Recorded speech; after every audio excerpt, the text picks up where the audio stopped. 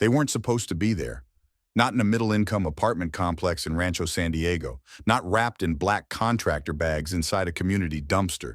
But on the morning of October 5th, 2003, just past 6 a.m., a maintenance worker unlocking the waste enclosure behind Building 4 of the Country Hills apartments found two severed human legs, pale, female, cleanly cut at mid-thigh, carefully positioned among discarded fast food wrappers and cardboard. There was no blood, no sign of violence at the scene. Just a silence too deliberate to be accidental. By 6:42 a.m., deputies from the San Diego County Sheriff's Department had sealed the area with yellow tape. Crime scene technicians arrived minutes later, followed by the medical examiner's team. The remains were transported to the county coroner's office. No other body parts were found. No purse, no wallet, no head, no torso. The legs, positioned parallel, were clean, shaved, and freshly washed. The cuts were straight, sharp, precise. A forensic pathologist would later confirm they were made post-mortem, most likely with a butcher's knife or comparable implement. There were no jagged tears, no defensive wounds, and no sign of decay or insect activity. The skin bore traces of common detergent. Whoever did this had the time, the tools, and the intent to clean up. Initial DNA extraction was processed through Quietest. No match. The remains belonged to a Caucasian adult female, mid-50s, based on bone density, tissue composition, and physical characteristics. There were no tattoos or identifiable surgical implants.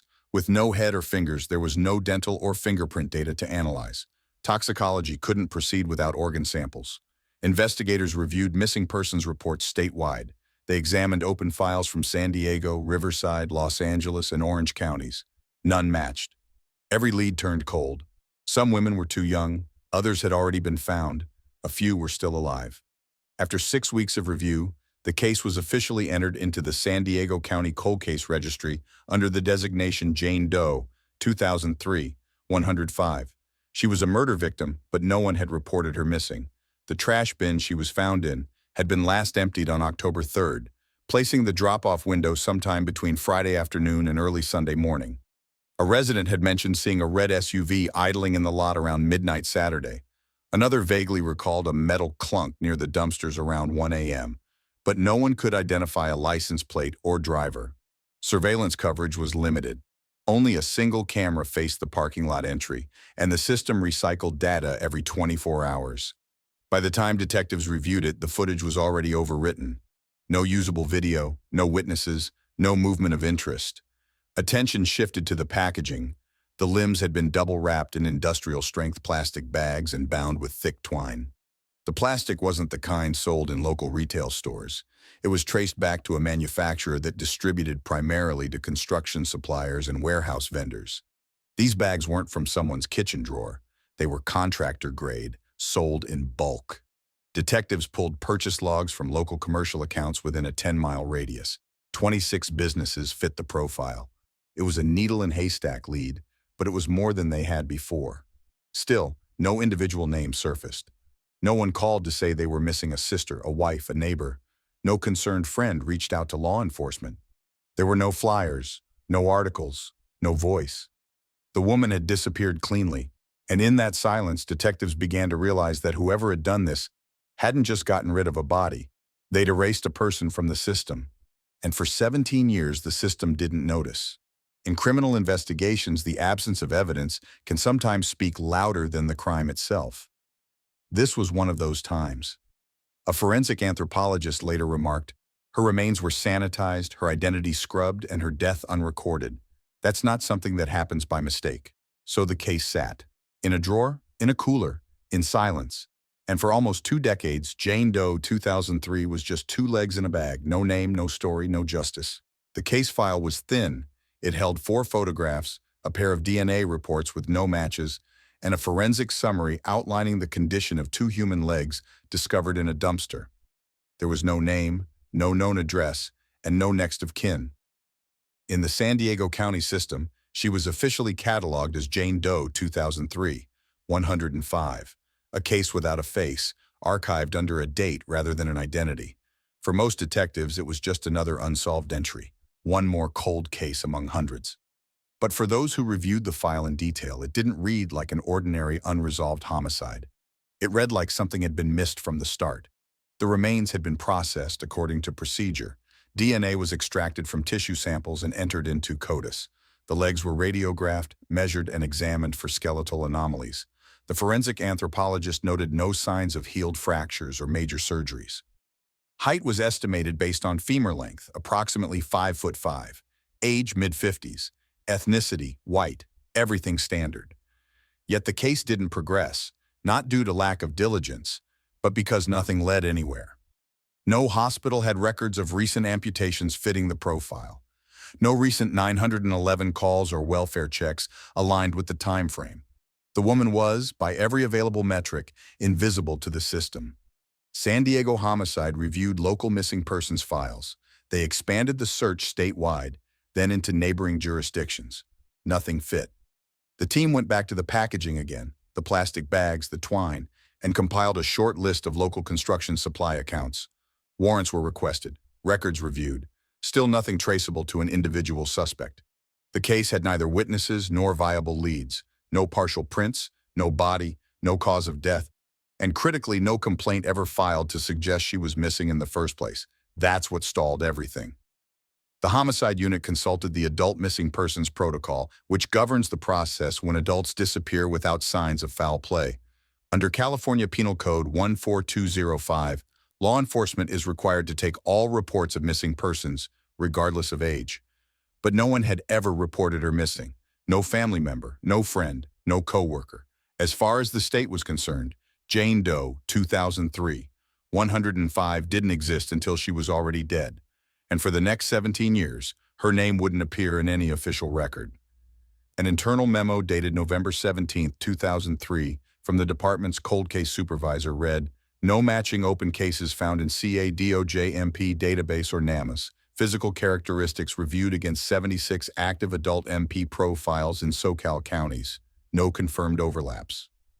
The summary concluded with a standard notation, status, unresolved, open file. The document was stamped, logged, and shelved. Some cases go cold because of complexity, others because of a lack of evidence. But this one froze because of silence. It's one thing for a body to be found without answers. It's another when no one's even asking the questions. In 2005, the Sheriff's Department underwent digital file restructuring. Dozens of older cases were migrated to a central system. Jane Doe, 2003, 105 was indexed but received no new activity.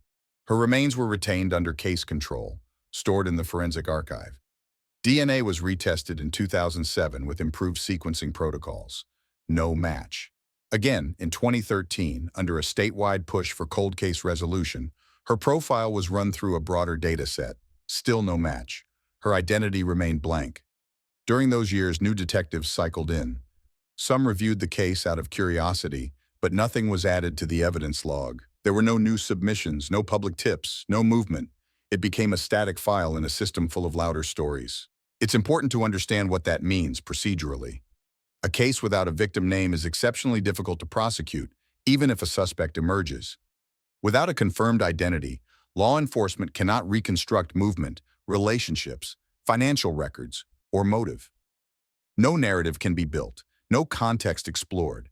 It strips a case of dimension. More importantly, it delays justice. Statistically, unidentified remains cases are at the bottom of clearance rates nationwide. According to NCIC data at the time, over 1,000 women in the United States remained unidentified in local morgues or archives.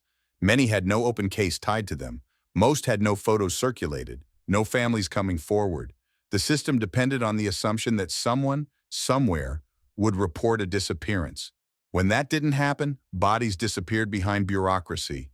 For Jane Doe 2003, 105, that invisibility was complete. She wasn't listed in any media reports because there was no face to photograph.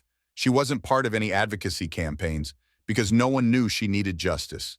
What she had was a date, a sample number, and a location marker in an evidence freezer. Her killer, if one existed, was under no pressure to hide. The victim had no voice, and that was the most effective silence of all. In internal meetings, the case was referenced rarely and always with qualifiers. No ID, no family, no viable comparison. It was spoken of as a placeholder, not a person. Yet one investigator, reviewing the packaging materials again in late 2006, made a marginal note in the file. Plastic bag type not seen in other local dumps, possibly from controlled supplier or out-of-state inventory, potential future lead. That note, circled in red ink, would eventually prove useful, but not until over a decade later. There's a temptation to think that silence means nothing happened. But in cold case work, silence is sometimes the most dangerous variable. The lack of complaint, the lack of discovery, the lack of response. Those aren't just absences, they're obstacles. And each one adds another layer to the wall between victim and truth. In towns like Rancho San Diego, murders don't just leave a gap. They tear into the quiet structure of everyday life. But only if someone notices. In this case, no one had. Not at the time, not until years later, when a new form of DNA analysis would reach back through that silence and find the name that had been missing all along. By the time investigators labeled her Jane Doe 2003, 105, Lori Diane Potter had already been missing for weeks, possibly months, and no official report had been filed on her behalf. The system had procedures for locating people, but those procedures relied on one thing: someone noticing. That part never happened. Lori lived in Temecula, a city in southwestern Riverside County, California, roughly 60 miles from where her dismembered remains were discovered. According to land records and archived utility billing history, she resided in a single-story home on a quiet residential street. Property taxes were paid consistently until late 2003. The house remained registered in her name into 2004, but no new activity was logged from her associated phone number or bank accounts after that period. The accounts didn't go delinquent, though. They were closed gradually and cleanly, not in the typical chaotic fashion associated with abandoned properties. Neighbors from that time recalled Lori as low profile, not withdrawn but private. One neighbor remembered seeing her gardening on weekends. Another said she would occasionally chat while collecting the mail. She wasn't socially active, but nothing had indicated distress. What stood out to detectives in retrospective interviews wasn't what people remembered. It was what they hadn't noticed. None of the neighbors recalled the last time they'd seen her. No one could point to a particular week she vanished. They just realized, years later, that she had stopped being there. Mail continued to arrive for a short time, but there were no complaints of pile-ups. Trash bins were placed and removed from the curb on schedule. The lawn didn't overgrow. From a distance, the property appeared occupied. The explanation for that would become clear much later, but at the time it only deepened the issue. If she was gone, why did her house keep running like she wasn't? There was no divorce filing, no restraining order, no legal dispute on record involving Lori Potter. Her medical records, pulled under subpoena from primary care physicians in Riverside County, showed regular checkups into late 2002, but no entries beyond spring 2003. No surgeries, no mental health flags, no emergency room visits, no prescription refills past June. This timeline coincided closely with the estimated date of death from the forensic review of her remains. It wasn't conclusive, but it provided a working window. Sometime between summer and early fall of 2003, she disappeared completely from all administrative systems: financial, medical, legal, and social. That disappearance didn't trigger alarms. Investigators began looking for close contacts, immediate family, friends, co-workers. Lori had a grown son from a previous marriage who lived in another part of the state. They hadn't spoken in years, according to statements gathered later. Extended relatives were distant or unaware of her whereabouts. She wasn't listed as employed at any active business after 2002. DMV records showed no vehicle registration activity past early 2003. She didn't have a strong digital footprint. This was still years before widespread social media use. No online presence meant no void to notice when it disappeared. The silence, in effect, insulated the crime. In cold case investigations, behavioral analysts often look for lifestyle shifts before a disappearance: health decline, financial trouble, domestic stress. But Lori's file presented none of these elements. She had no debt, no reported abuse, and no calls to law enforcement for domestic issues.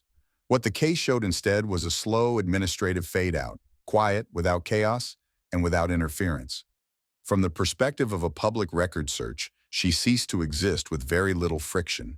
That, more than anything, began to stand out as deliberate. Investigators revisited mortgage records.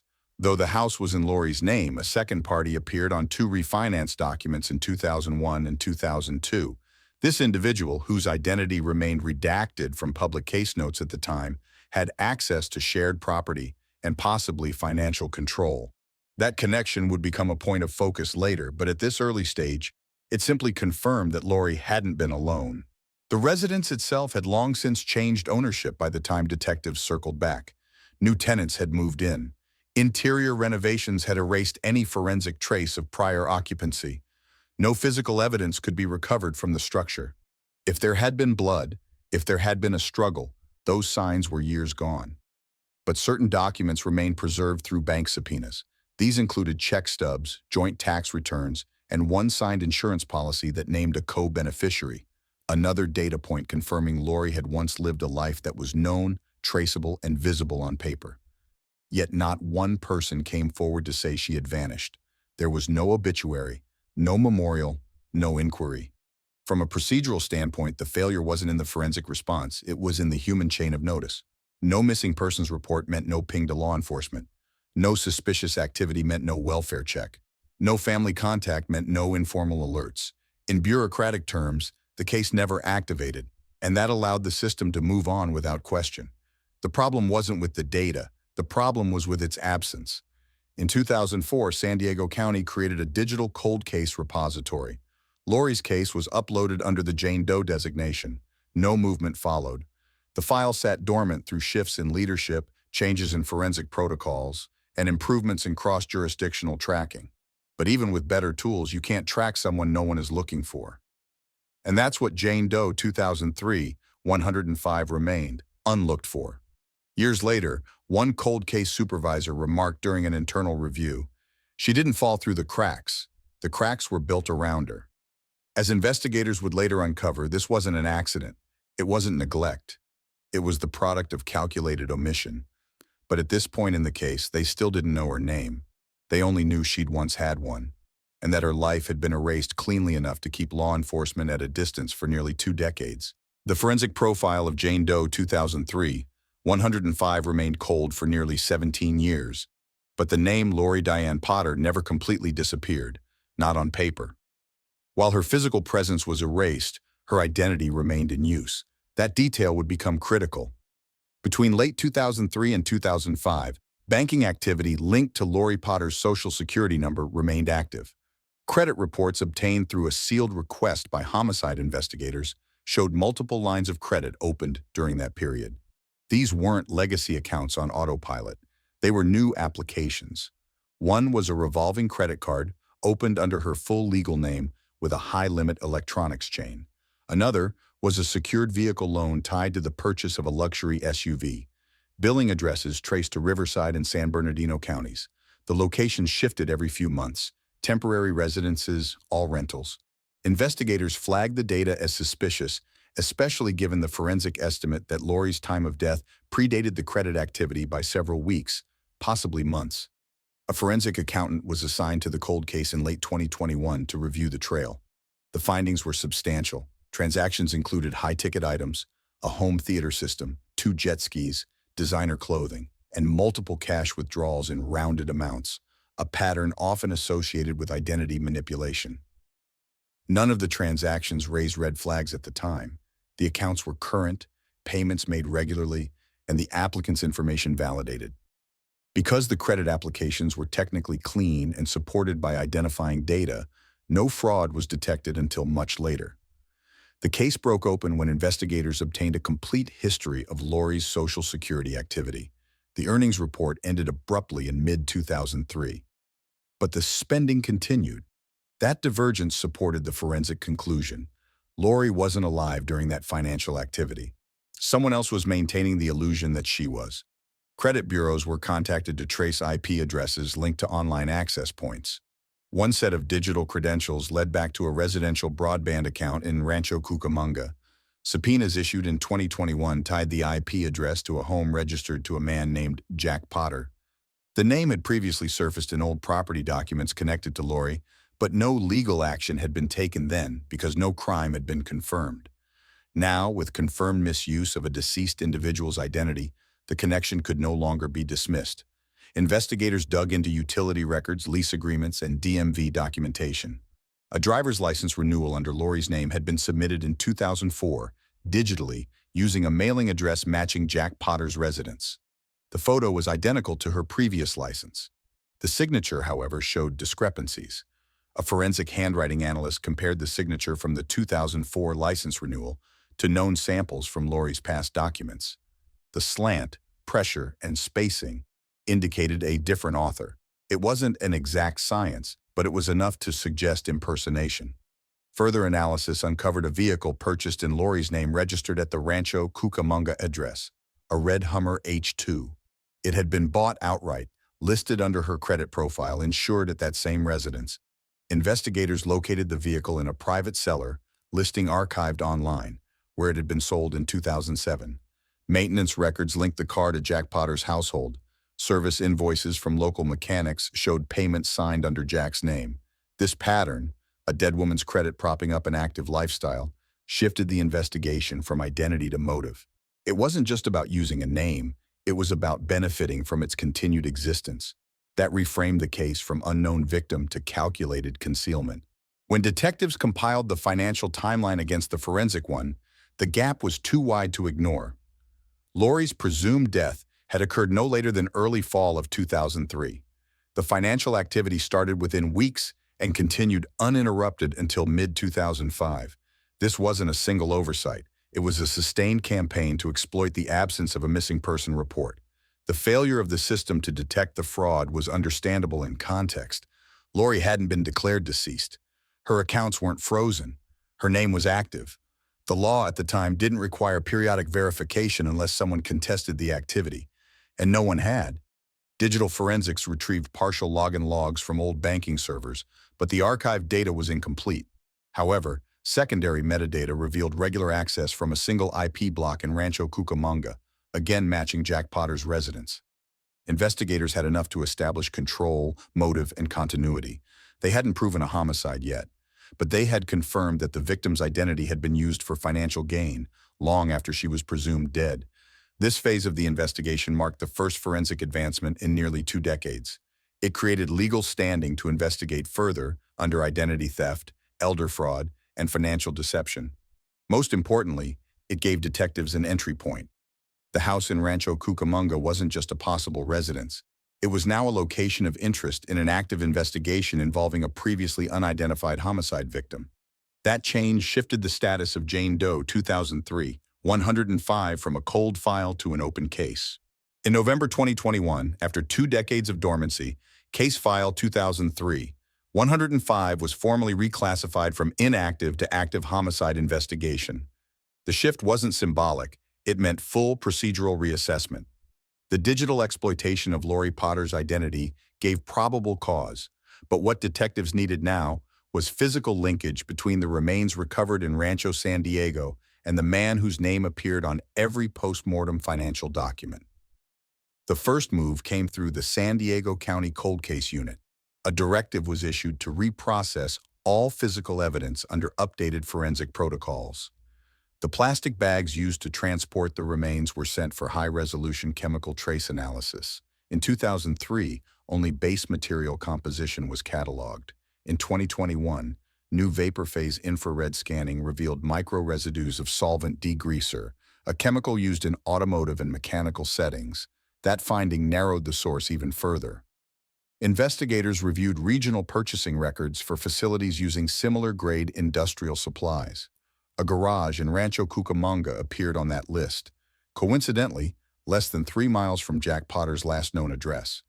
The bags had never been traceable to a specific buyer, but the combined presence of this chemical, the unique bag supplier, and the short geographical radius reestablished their evidentiary value.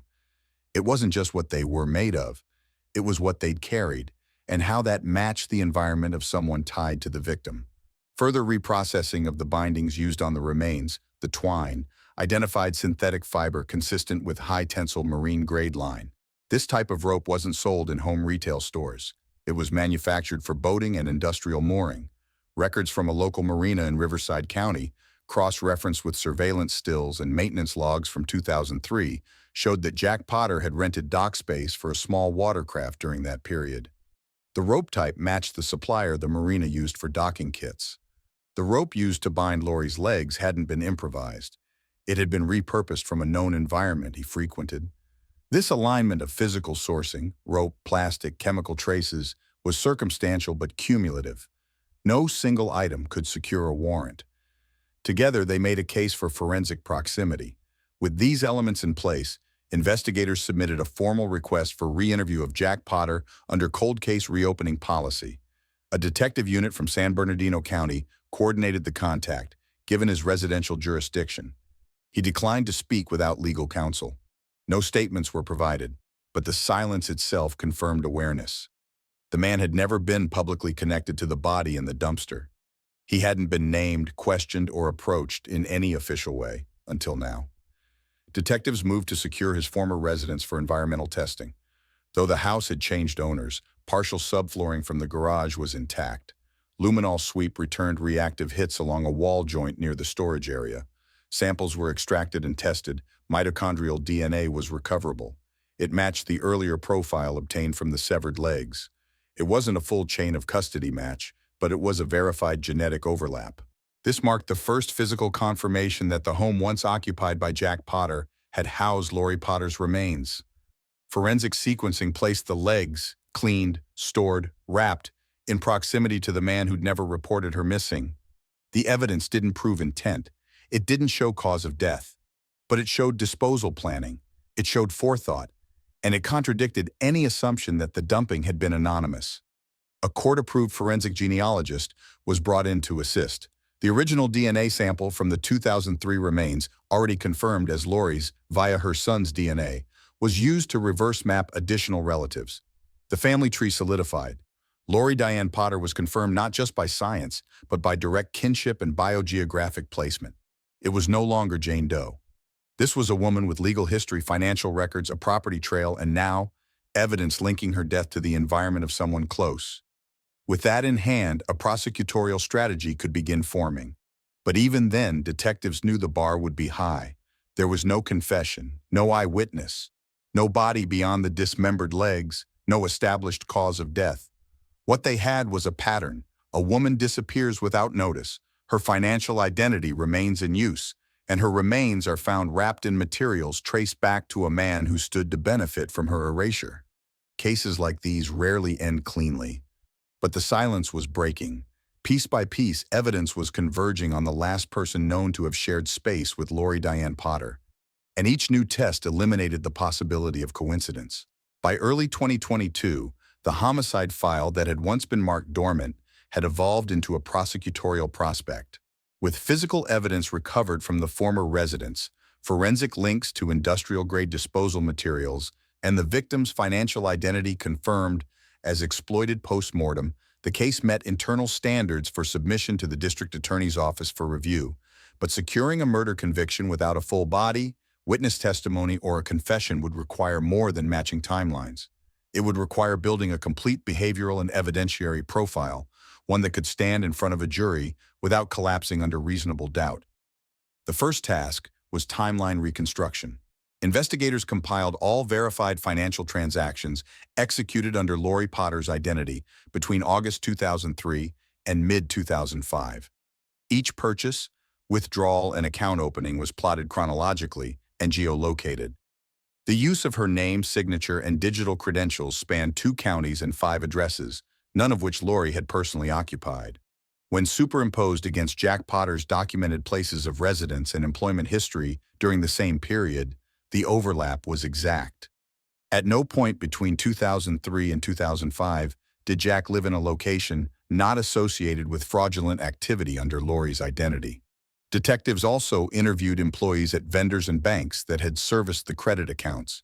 Most had little memory of transactions nearly 20 years prior, but archived internal records, particularly voice logs from one institution, revealed several instances of a male caller inquiring about Lori's account balances and passwords. The voice wasn't legally usable for identification, but the transcripts established a behavioral pattern, active, ongoing management of an identity by someone other than the victim. A separate team reviewed property documentation linked to the home Lori and Jack once co-owned. The deed transfer from Lori's name to Jack's was filed without notarized signature verification, something overlooked at the time. Forensic document examiners evaluated the signature and concluded it was likely forged. The fraudulent property claim resulted in Jack obtaining full control of the house, shortly after Lori had already been deceased, according to forensic time of death estimates. From a legal standpoint, this convergence of identity misuse, property transfer, and discovery of dismembered remains in a distant dumpster built a profile of both concealment and calculated gain. The victim hadn't simply vanished. She had been functionally removed and economically replaced. Prosecutors moved cautiously. They understood the challenges of presenting a circumstantial case. No cause of death had been determined, no murder weapon recovered, the legs were all that remained. But a charging strategy began forming under California Penal Code Section 187, murder, second degree, with supporting charges of identity theft and destruction of evidence. The DA's office prepared a pre-charge memorandum outlining the three pillars of the case: forensic linkage, financial motive, and post-crime concealment. Investigators interviewed Jack's previous acquaintances, former neighbors, co-workers, associates from the early 2000s. No one could confirm seeing Lori after mid-2003. One neighbor stated she'd heard Jack refer to Lori in the past tense within a year of her disappearance, despite Lori never being formally reported deceased. Another recalled Jack casually mentioning that Lori had run off and didn't want to be found. Those statements, although informal, supported the theory that Jack had created a false narrative around her absence. Subpoenas extended to a local strip club, where Jack had reportedly met a new partner during the period in question. The name on the dancer's employment records matched the victim's: Lori. While likely a coincidence, investigators confirmed that Jack had entered into a relationship with this woman and used Lori's credit to fund parts of their lifestyle. Club management confirmed Jack had used a card under a female name to rent private booths and make purchases during the 2004-2005 window. It wasn't critical, but it fit the profile, using the identity of the woman who could no longer object. By the time a formal arrest warrant was drafted in mid-2022, prosecutors had outlined a chain of events demonstrating premeditation, benefit, and concealment. Jack Potter was arrested at his residence without incident. He declined to speak without legal representation. No confession followed, but none was required at that stage. The DA filed charges of second-degree murder, with enhancements for financial crimes and disposal of human remains. Bail was denied based on flight risk and potential for obstruction. There was no media circus, no primetime coverage, but in a courtroom built to weigh credibility over volume, the case would be heard. The preliminary hearing was scheduled for early 2023 in San Diego County Superior Court. The central issue wasn't whether a crime had occurred, it was whether there was enough admissible evidence to proceed to trial for second-degree murder without a complete body, no eyewitnesses, and no cause of death formally established. The prosecution's case rested on forensic traceability, digital access, and motive substantiated through financial activity. The defense would argue that the case lacked a direct link between Jack Potter and an act of murder. In pre-trial motions, the defense filed to suppress several key pieces of evidence, including the luminol reactive subflooring sample from Jack's former residence and the forensic handwriting analysis that concluded the deed transfer signature had likely been forged. They challenged the reliability of chemical residue comparisons used to associate plastic bag materials with Jack's work environment. The court denied these motions, citing the weight of cumulative circumstantial evidence and the consistency of expert methodology. The evidentiary hearing began with testimony from the lead forensic investigator. The chain of custody for the physical evidence was established. Jurors heard how the legs had been stored since 2003, how mitochondrial DNA linked them to Lori Potter through her biological son, and how the bindings and packaging were traced to commercial suppliers tied to Jack's known activity. The prosecution introduced certified purchase orders, distribution records, and property access logs from that period, mapping a consistent overlap between the disposal materials and Jack's residential and recreational spaces. Bank representatives testified regarding the timeline of Lori's financial activity. All accounts showed use after her estimated time of death. Statements were entered into evidence showing online transactions conducted using IP addresses registered to Jack's residence. Call logs confirmed that someone identifying as Lori had contacted financial institutions after her disappearance. The voice patterns were male. The account access remained continuous and uninterrupted for nearly 2 years.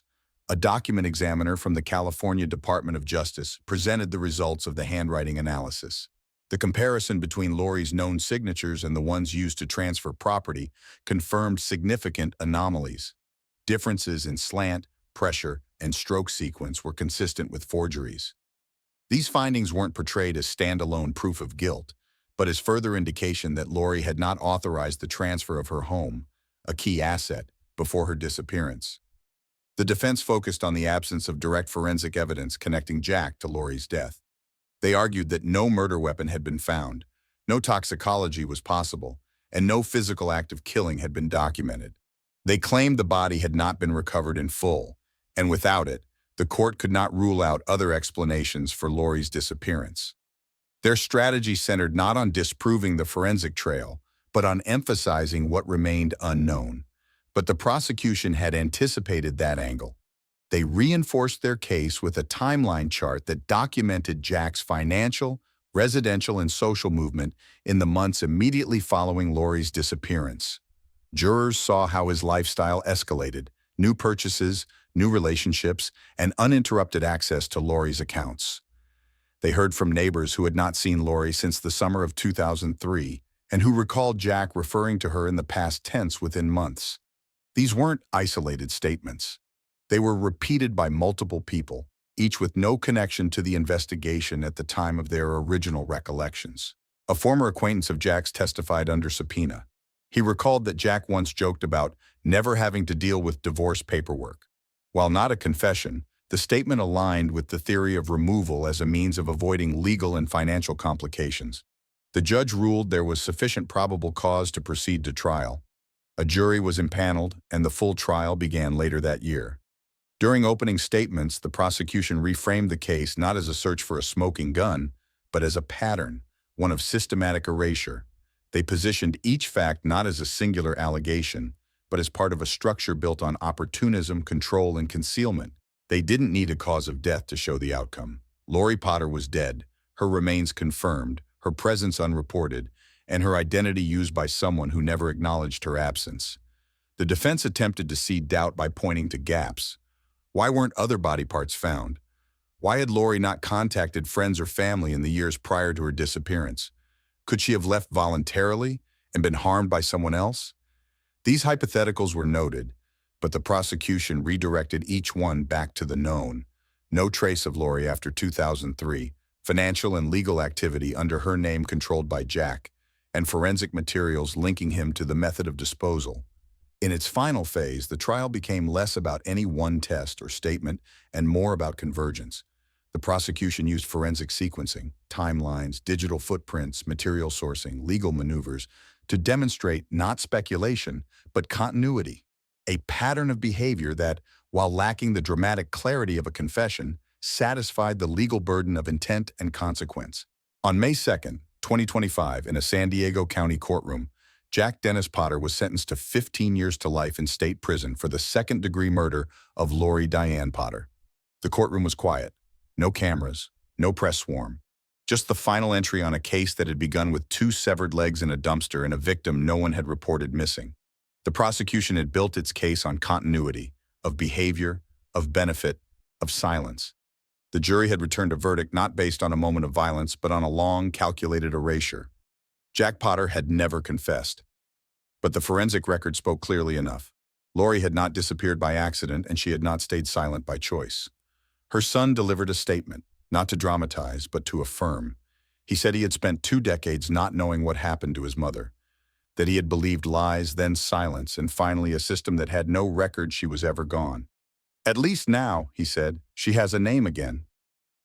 The sentence was not the end of a dramatic trial. It was the correction of an omission, a cold case closed not with new violence, but with new verification, through DNA, digital footprints, and the cumulative logic of absence. Forensic genealogy had made it possible to identify Lori 17 years after her murder. That technology had given investigators a way to say, with certainty, who she was and who had taken her from her own life. In a justice system often hindered by missing evidence, that certainty had carried weight. But the case also exposed a larger flaw. Lori was never reported missing. There was no alert, no urgency, no police file until her remains were found. And even then, she remained unidentified for nearly 2 decades because the people closest to her had something to gain by not asking questions. In the end, this case became more than a prosecution. It became a warning that adults can disappear in plain sight, that silence isn't always benign, and that when no one watches, people like Lori disappear twice, once from their lives and once from the record. Now she's written back into it, not as Jane Doe 2003, 105, as Lori Diane Potter, not forgotten, not erased. Sometimes the most dangerous crimes are the ones no one reports. Lori's case taught me something I'll never forget. When silence replaces accountability, people can vanish without a trace, and justice delays until it barely feels like justice at all. If there's one thing I hope you take from this story, it's this. Pay attention to those around you. Speak up. Ask the questions others avoid. Because some lives are erased not by violence alone, but by indifference. What do you think we miss when no one is looking? Have you ever seen someone fade from a community without explanation? I'd love to hear your thoughts in the comments. Let me know what state you're watching from, or if this story made you think differently about how justice works. If this video stayed with you, inspired something, or just made you pause, please subscribe to the channel for more true crime stories that matter. And if it didn't speak to you, tell me why. I'm here to listen just like you are.